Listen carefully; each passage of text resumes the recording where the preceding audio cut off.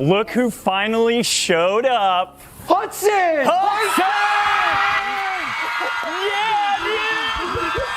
Welcome to Ms. Mojo, and today we're counting down our picks for the most delightful moments when an SNL host decided that one famous face simply wasn't enough, and recruited their co-star to crash the party. That's okay, you know, I'm feeling good. I've memorized all my lines. Oh my god, no! The lines change like every 5 minutes. You have to use the cue cards. Wait, what? You're gonna be great. Okay, good luck. Okay, what? Whoa! Number 10. Ashton Kutcher and Cameron Diaz. Who doesn't love a good movie promo, especially when it involves an unexpected cameo? Kiki, you look great. Tell us about your new book. It's called Pounce on It.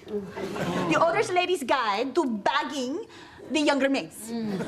When Ashton Kutcher took the reins in this episode, he brought along his What Happens in Vegas co-star Cameron Diaz. She popped up during the hilarious Cougar Den sketch, playing a cougar who writes a guide instructing women on how to bag younger men. I broke it into 3 easy steps, okay?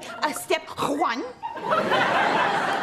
lighting. Ladies, stay away from the lights. Steer clear, don't even go into it. Diaz shows off impressive comedic skills here and manages to outshine seasoned performers like Amy Poehler and Kristen Wiig. She is later joined by Kutcher, playing her much younger boy toy who is more than eager to get rid of her. There's so many reasons I prefer older women. Like, they usually have tricked out kitchens. And sometimes they got those donut makers.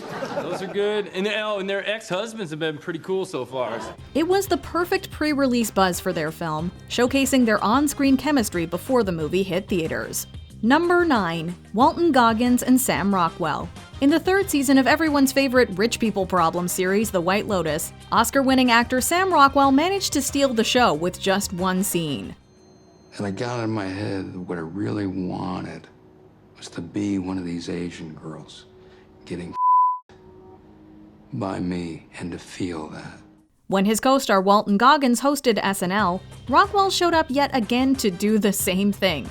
In the pre-taped sketch Tiny Baby Shoe, Goggins plays an adult man with tiny baby feet who seems to be missing his shoes. I'm a fully grown-ass man with tiny baby feet, and I'd really be so grateful if you give my shoe back to me. His conversation with Jane Wickline's character is suddenly interrupted by Sam Rockwell, who drops by to sum up the apparent moral lesson of the sketch. Rockwell's cameo felt like a sly wink to fans, especially considering the premise of this sketch is just as absurd as his character's exploits in The White Lotus. I think we're all set. Excuse me! I'm talking!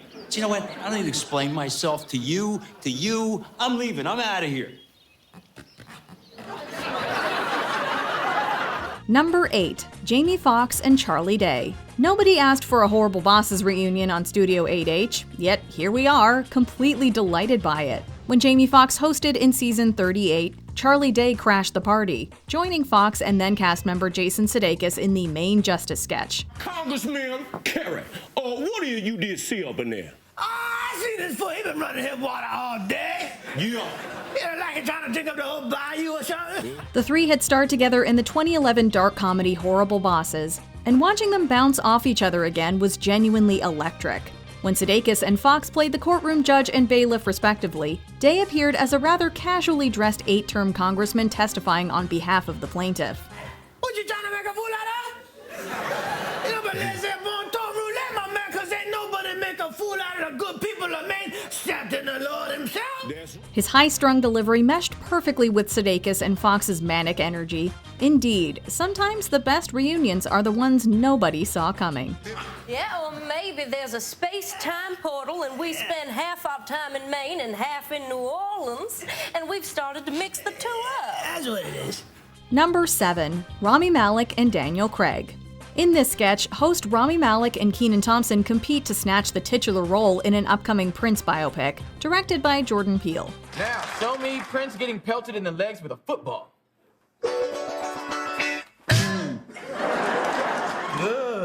Now do Prince stepping on a Lego. Each brings their own interpretation to the material, which is pretty much the same, until Daniel Craig suddenly barges in. Craig, Malek's co-star in the James Bond film No Time to Die, arrives dressed in royal garb, apparently convinced he's auditioning not to play the iconic musician, but an actual prince. Sorry, Daniel Craig. To audition for the part of the prince? Again. Yes, you are.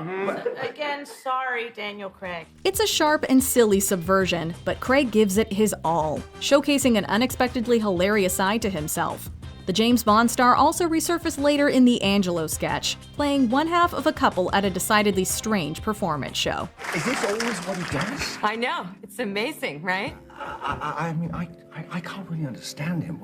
Number 6. Sydney Sweeney and Glen Powell. Sydney Sweeney's monologue during her SNL hosting debut was already sharp and self-aware, but it really ignited when she addressed the elephant in the room: her much-publicized rumored romance with Anyone But You co-star Glen Powell.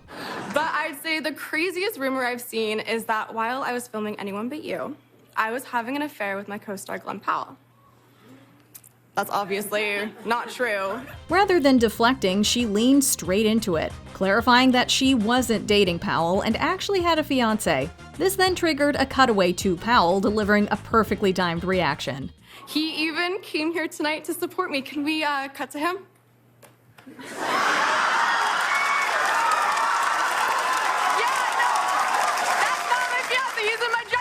Powell later reappeared in the Loud Table Restaurant sketch, playing the boss of Sweeney's character, someone she's cheating on her husband with, naturally. The two may not be a real-life couple, but their undeniable chemistry made every shared second on that stage crackle with comedic tension.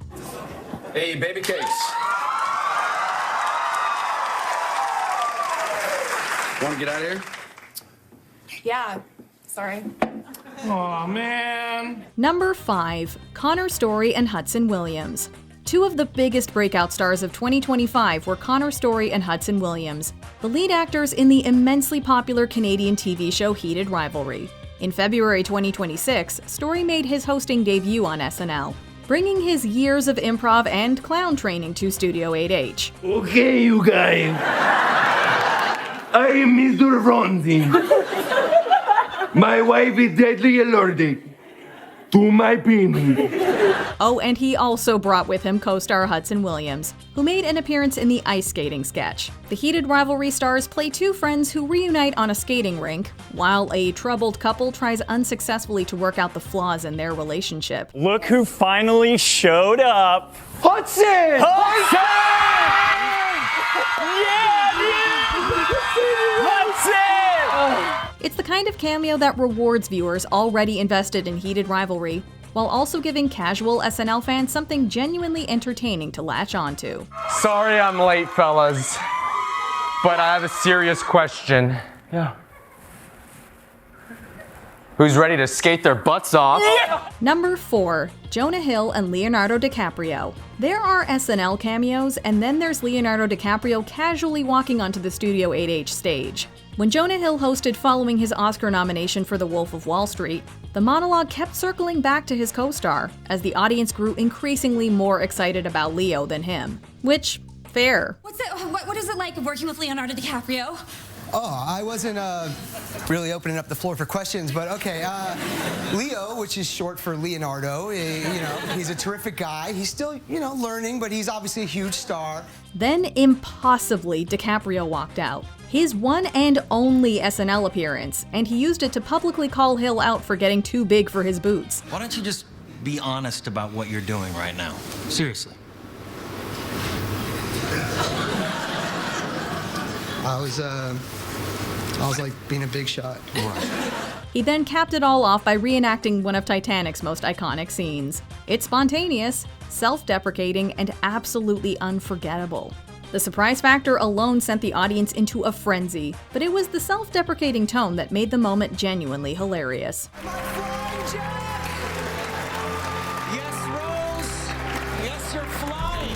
Number 3. Zach Galifianakis, Bradley Cooper, and Ed Helms. Zach Galifianakis turned absurdity up to 11 during his season 38 hosting gig, in this sketch about a Jennifer Aniston lookalike contest. After it is announced that he has lost, Galifianakis' character goes on stage to cause a scene. I'm gonna interrupt, but obviously there's been a mistake here. I'm afraid not, Paul. You gotta... How's that even possible? I mean, look at me, I'm perfect. Well, the judges didn't think so. Yeah, who are the judges? Mr. Magoo and Helen Keller? Things only escalate when the winning contestants are revealed as Bradley Cooper and Ted Helms, thinly veiled aliases for Galifianakis' Hangover co-stars Bradley Cooper and Ed Helms. The reveal reframed the entire bit, transforming it into a chaotic reunion of sorts. You know, you may look exactly like Jennifer Aniston. On the outside. But on the inside, you're a total Helen Keller. Yeah. Watching the trio reunite under such a bizarre premise felt perfectly on brand for Galifianakis' style of humor. The sketch ended with the contestants belting "That's What Friends Are For," hilariously mistaking it for the Friends theme. Keep smiling, keep shining, Knowing you can always count on me. It's not the Friends theme, guys. Is that?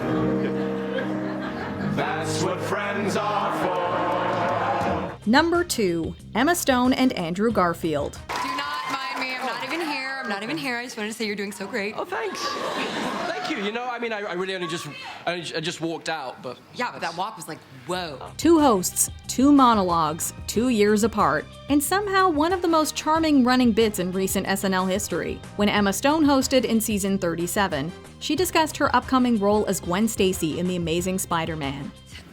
I play Spider-Man's girlfriend, Gwen Stacy, who is a dynamic and brilliant science student. Not to be confused with Spider-Man's other girlfriend, Mary Jane Watson, who is a skank and doesn't love him like I do. This prompted Andy Samberg to descend from the ceiling upside down in a Spider-Man costume, auditioning for the lead role. However, Andrew Garfield himself appeared to confirm he'd already been cast, sending Samberg into a very American spiral about British actors stealing Hollywood jobs. I'm sorry, mate, but I am also playing Spider-Man. He's British! Oh, America's suffering record unemployment and we outsource Spider-Man to England? Oh, I'm so angry about this, I could flip out! 2 years later, Garfield hosted and Stone returned the favor, appearing both in his monologue and in the Spider-Man Kiss sketch, where the two recreated their characters' awkward on-set romance from The Amazing Spider-Man 2. Genuinely magical television. No, I love the way you guys played that. I just feel like the kiss was a little off. Oh, really? Yeah. I thought that was pretty hot, but... Okay, well, maybe let's try one that's just a little more natural. Before we continue, be sure to subscribe to our channel and ring the bell to get notified about our latest videos. You have the option to be notified for occasional videos or all of them. If you're on your phone, make sure you go into your settings and switch on notifications. Number 1. Ryan Gosling and Emily Blunt. During his opening monologue for this April 2024 episode, Gosling proved he still hadn't shaken off his Kenergy, nearly 1 year after the release of the Barbie movie. You know, when you play a character that hard, that long, just letting go just feels like a breakup. He launched into a parody of Taylor Swift's All Too Well, crooning about his inability to let go of the character, until Emily Blunt crashed the monologue. Gosling's co-star in The Fall Guy, Blunt arrived to stop the endless Barbie promotion and steer the conversation toward their upcoming action comedy. What are you doing? I'm promoting our movie. No, you're not. No, you're not. We had a whole Fall Guy monologue plan with a bunch of stunts. It was going to be epic. I was going to hit you with things, and instead you're singing about Ken. Again. The joke had brilliant layering, considering Blunt also starred in Oppenheimer, the other half of the cultural juggernaut that was Barbenheimer. She eventually admitted to missing their record-breaking summer and joined Gosling for an explosive, no pun intended, finale.